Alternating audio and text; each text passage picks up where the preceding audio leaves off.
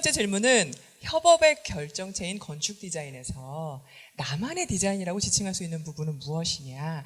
사실 협업의 결정체다. 이거는 다들 동의하시죠? 네, 감사합니다. 그래서 협업의 결정체인 디자인, 건축 디자인에서 나만의 디자인이라고 지칭할 수 있는 부분은 첫 번째, 언어화할 수 있는, 언어화 가능한 영역들이 나만의 디자인이다라고 양수인 건축가가 대답해 주셨습니다. 죄송합니다. 송하엽 건축가님이, 송하엽 교수님이 대답해 주셨습니다. 왜냐하면 이제 저게 아까 양 소장도 얘기했겠지만 가볍게 한다고 그랬잖아요. 가볍게 하는 게 이제 구조적으로 발전되고 맞는 건데, 왜냐하면 저도 지금 설계를 하고 뭐 좀 철거하고 막 시공을 하려고 하는데 저는 되게 무겁게 했거든요. 이제 거기 이제 땅이 이제 경복궁 옆에 땅이라 이게 가벼운 게 맞긴 맞는데 막 이렇게 눌러주고 싶더라고. 그래서 뭔가 이렇게 얼레 같은 모양을 막 테라코타로 해서 굉장히 헤비하게 눌렀어요. 그래서 그 건축 역사의 발전에는 저해가 되는데 뭔가 좀 뭐 이렇게 눌러주고 싶었어. 뭔가 이렇게 좀 가벼운 거에 반대돼서. 그래서 그렇게 하셔야죠. 그러니까 이제 작가시네요. 하시는 대로 하시는 거. 말로 그러니까 협업을 많이 하는데 이렇게 저 같은 포지션에서는 좀 이제 이렇게 아까 벽돌 자르고 막 그러는 거는 좀 언어가 이렇게 해서 이렇게 맞아지긴 하지만 이게 말로 되기가 좀 어렵잖아요. 말로 이게 뭐 이렇게 할 수는 있겠지만 저는 거기까지는 생각 못 하겠는데 이게 좀 크게 잡아주는 거는 좀 이렇게 아까 양 소장님도 큰 어떤 대전제가 뭐 생태계 이렇게 생각하고 그런 거 있잖아요. 그런 부분이 나는 그다음에 아까 좋았던 게 다 작업을 하고 나중에 이제 이거를 매거진이나 어떤 저널이나 대담을 하면서 이거를 자리매김한다고 했던 부분이 난 저 부분인 것 같아요. 예, 그래서 그게 이제 어떤 위치를 차지하고 있냐, 그게 이제 건축가들이 만져야 될 부분이 아닌가, 그렇게 답했습니다. 우리 송하엽 교수님이 늘 이렇게 보시면 강연자의 강연을 듣고서 제일 많이 반성을 하세요. 그러면서 본인의 대답을 다시 고치시고 다시 생각을 하시고, 그러니까 굉장히 개방적이 열려 있다는 얘기죠. 왜냐하면 본인의 생각이 없는 거죠. 좋게 포장을 하려고 이렇게 제가 이렇게 좋은 의견을 항상 받아들이시고 수용하는 자세, 저는 그게 되게 좋다고 생각이 들었고요. 두 번째로 이제 비물리적인 영역이다. 역시 약간 좀 비슷한 것 같은데요. 비물리적인 영역이다라고 어떤 분께서 대답을 해주셨나요? 저는 방금 전에 교수님께서 그 자리매김 되게 좋은 단어가 앞으로 저도 어디 가서 쓸 것 같은데, 아까 말씀드렸듯이 아까 되게 그냥 제 강연하면서 말씀드렸는데, 저는 난잡해서 좋아요. 이 건축은 예술도 아니고, 예를 들어 다른 예술은 그냥 제가 표현하기로는 말보로 한 보루랑 위스키 한 병 들고 방에 들어가서 만들어 올 수 있어요. 그림, 작곡, 소설.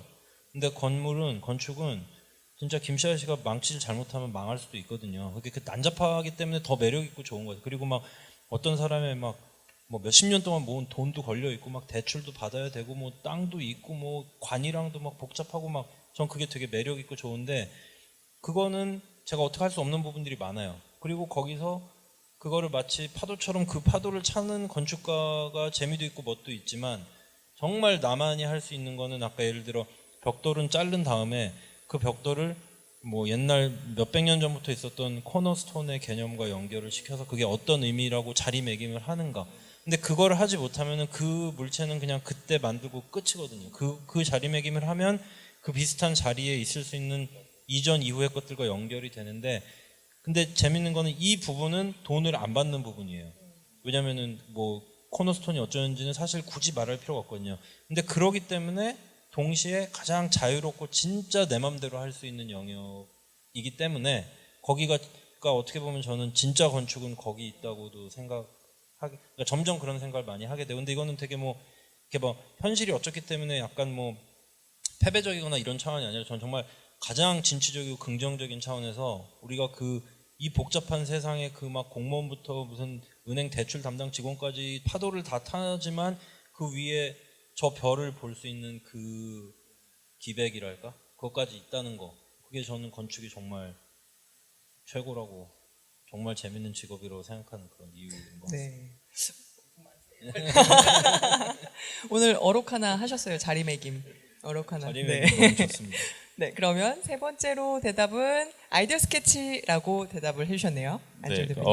아마 연장선 상인 것 같습니다. 아마 이렇게 해서 순서를 이렇게 정하신 것 같은데, 진짜 이렇게 많은 협업들이 필요하고, 심지어는 그게 결과물 자체를 제가 딱 만드는 것이 아니기 때문에 아주 단순하게 생각하면 정말 초기 아이디어 스케치 정도가 더군다나 나만의 것이다라고 얘기할 수 있는 거는 그 정도 거고, 근데 상당히 많은 경우가 그 초기 스케치하고는 전혀 다른 결과물들이 등장해 있죠. 그 아까 예시로 들었던 프랑키엘의 스케치를 보시면 저 스케치가 저 건물이 맞아?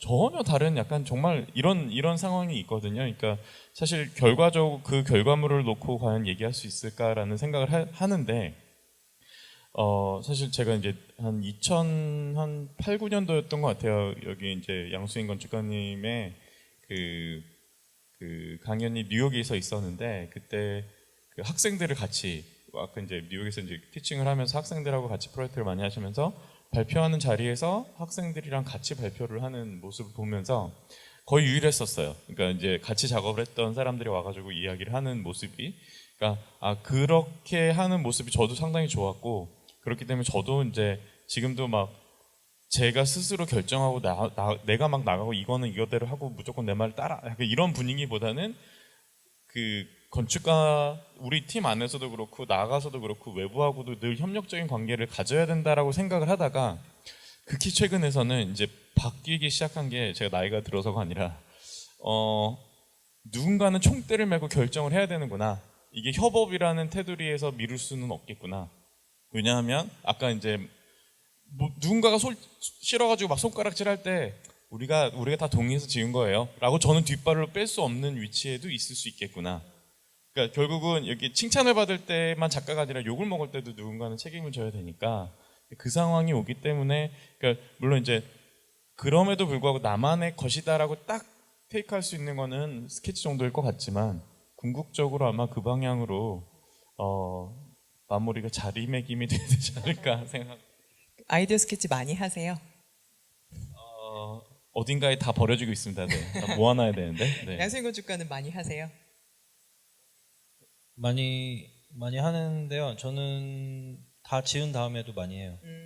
네, 거꾸로. 거꾸로. 네, 그리고 저는 부끄럽지 않아요. 그냥 말은 나중에 갖다 붙여도 당연히 되고 그래야 된다고 생각해요. 왜냐하면 건축은 건물이나 그걸 짓는 행위가 아니라 생각을 포함한 총체적인 거기 때문에, 이게 아구를 맞추려면 생각이나 개념도 계속 바뀌어야 되고, 건물에 짓는데 무슨 문제가 있으면 그거에 따라서 말도 바꿔야 되고 개념도 바꿔야 되고, 아이디어 스케치도 거꾸로 갖다 맞춰야 되고, 왜냐면 아이디어 스케치가 네, 네. first 아이디어 스케치란 법은 없잖아요. 그렇죠. 아이디어지. 예. 이거의 어떤 아이디어를 정말 핵심적으로 딱 찔러주는 한 방이 필요한 거잖아요. 그리고 그거를 다 갖다 버무려서 토탈 패키지를 만드는 거, 글이나 뭐 이런 걸 포함해서라고 생각했을 때 항상 변하고 그렇게 하는 거죠. 그게 전 더 재미도 있고 좋다고 생각하는 편이에요. 네.